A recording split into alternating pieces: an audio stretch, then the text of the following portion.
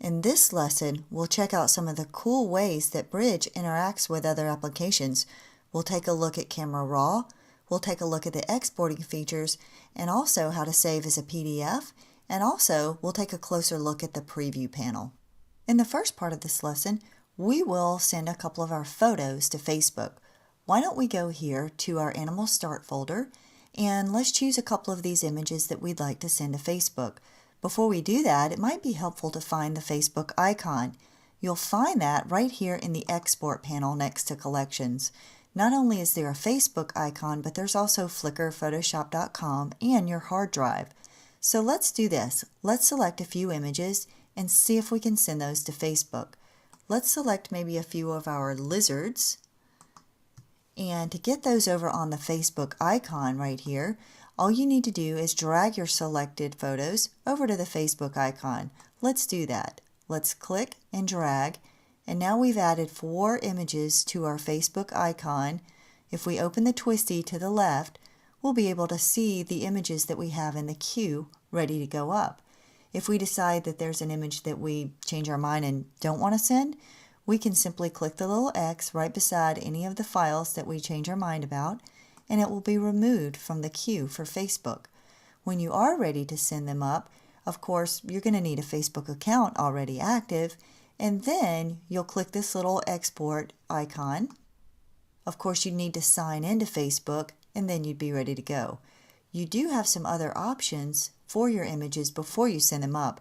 If we click here over on the Image Options tab, we could resize, we could change the quality, or include metadata before we send our images up to Facebook if we needed to do that. We'll actually close out of this for now. And now let's talk about the preview panel. Let's select maybe only one of our lizards, and you may have noticed that there's a preview panel over to the right. When you hover over your image in the preview panel, your cursor turns into a magnifying glass. This is actually a really handy feature because this allows you to zoom in to the detail on your image. We all know that computer monitors really don't display high-res images that well, and sometimes you may need to determine if an image has the detail you need, especially if it's intended for a print job.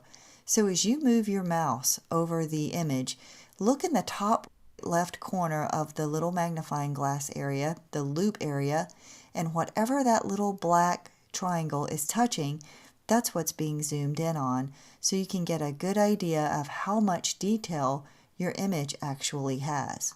Don't forget, you can also move the preview panel over next to the content panel, and you could also use the loop feature here as well to see even a bigger preview of your image. If you need to close the loop feature, there's a little X in the lower right hand corner. You simply click that to close the loop feature.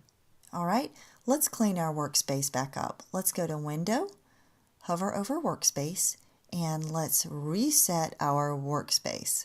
And now we have everything back to the defaults. So what if you wanted to create a web gallery or a PDF? Do you think you can do that from Bridge? Of course you can. Let's start by selecting a few of our favorite images. Of course the lizards are my favorites, so we'll select these guys. And maybe we'll even select a few other random photos. We'll hold down the Command key or Control on the PC, and let's just toggle through until we find some of our very favorite images. When we have a few of our images selected, we can create a PDF with these images. Now keep in mind, we've been dealing a lot with JPEGs in this lesson, but Bridge really shines and works with other applications as well. But now we'll work with our selected JPEGs. Let's go up here and select our Refine button, and before we create a PDF, let's just take a closer look to be sure we have the images that we want to include in our PDF, and let's do that in review mode.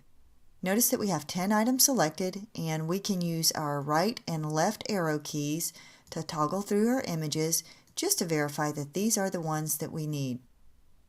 So we'll just take a quick look, and if we have the images that we'd like to create a PDF, we're good to go. Very nice. I think these will work nicely. Alright, so let's close out of this mode. We'll click the little X in the lower right hand corner, and now we're ready to create our PDF. Again, let's use these little icons at the top as shortcuts. This icon actually will allow us to create a web gallery or a PDF. Web galleries are cool. You can actually create an HTML page with thumbnail images and large images and open that up in Dreamweaver and edit it or send it directly up to your website. However, we want to create a PDF. Let's choose the PDF icon, and if you use any other applications or Adobe Acrobat, you may be familiar with some of the different settings that you can choose. We'll leave all of these guys the default for now, and let's go ahead and close these up. And notice down here there's a little checkbox to view the PDF after you save it. Let's turn that on, and we'll click Save. And now we need to give our PDF a file name. So we'll just name this My Faves, and this file, this PDF file, should be created on our desktop. Very nice. Let's see what happens. Let's click Save. Looks like our PDF is being generated, and indeed it did open in Acrobat. Very nice.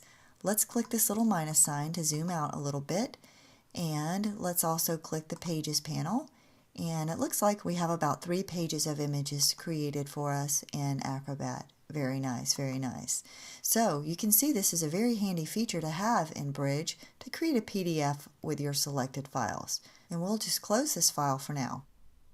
Let's click here on the side and we'll start again. And notice our content pane is down toward the bottom. We can actually go up to Window, Workspace, and one last time, let's reset our Essentials workspace. And this concludes the Adobe Bridge chapter.